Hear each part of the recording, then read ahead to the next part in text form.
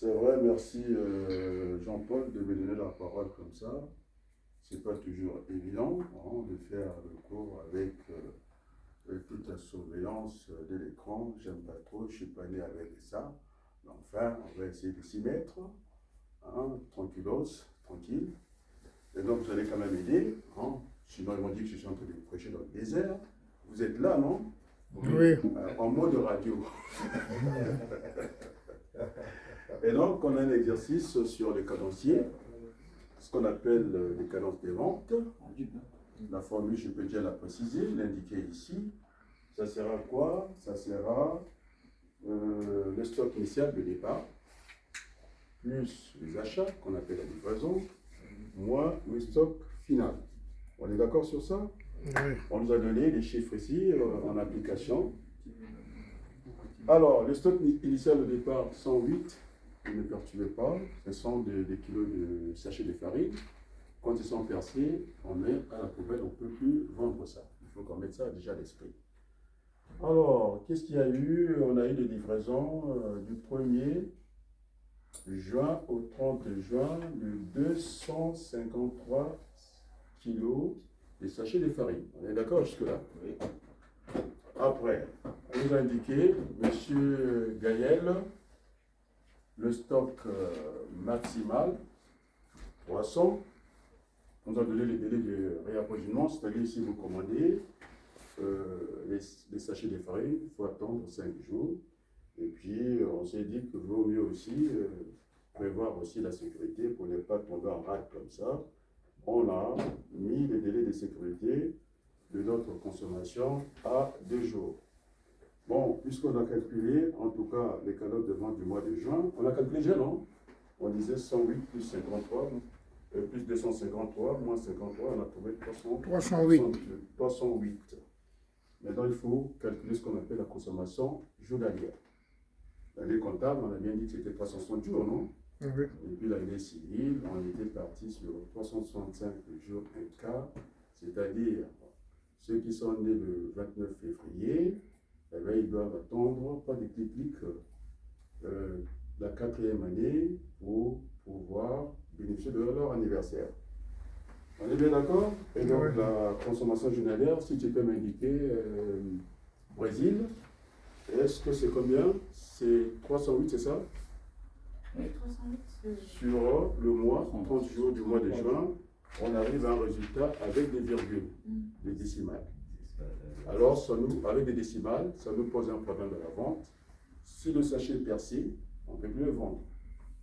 Donc, on va considérer soit 11, soit 10. Mais puisque nous sommes dans un exercice de prévision, quand même, réapprovisionnement, c'est prévision de vente. Si on prend le 10 du calcul, on multiplie par les 30 jours, nous avons combien? 300 kilos de sachets de farine. Et que la demande, le mois, la cadence est de 308. Et donc le compte n'y est pas. Donc il faut prendre à la dizaine supérieure ici, on va dire comme ça. Donc on a pris 11. Lorsqu'on fait le calcul avec 11 par les 30 jours, on arrive à 330 sachets de farine. Chaque sachet, c'est 1 kg.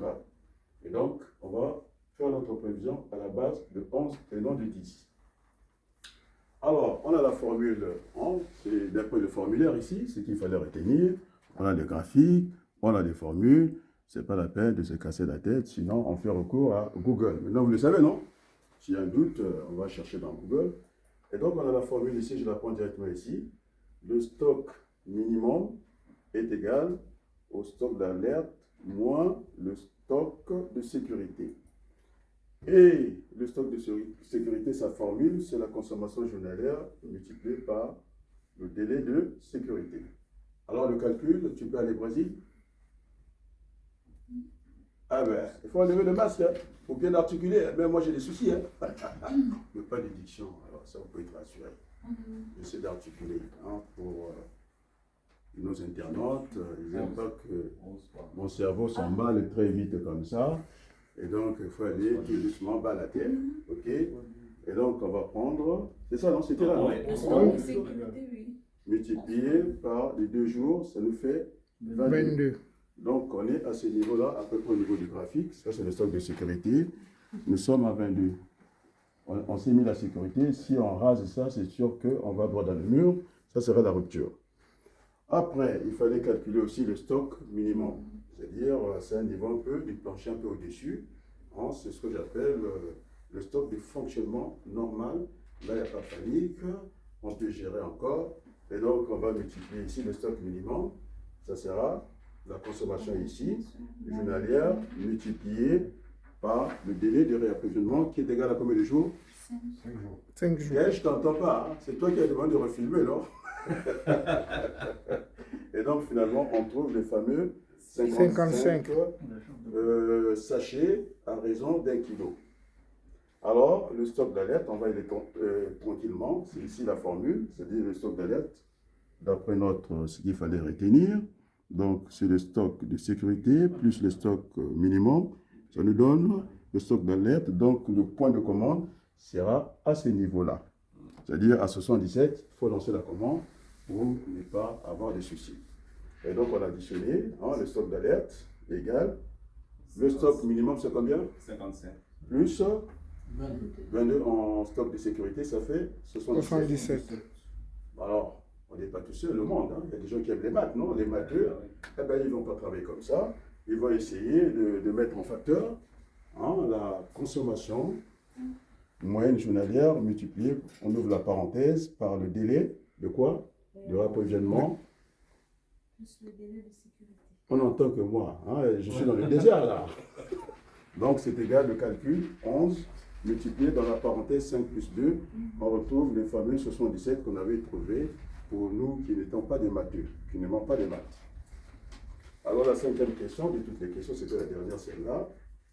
Je vais toujours appeler ça la théorie de la bouteille. C'est-à-dire que si la bouteille fait 300 litres, on ne peut pas mettre 1 litre de plus.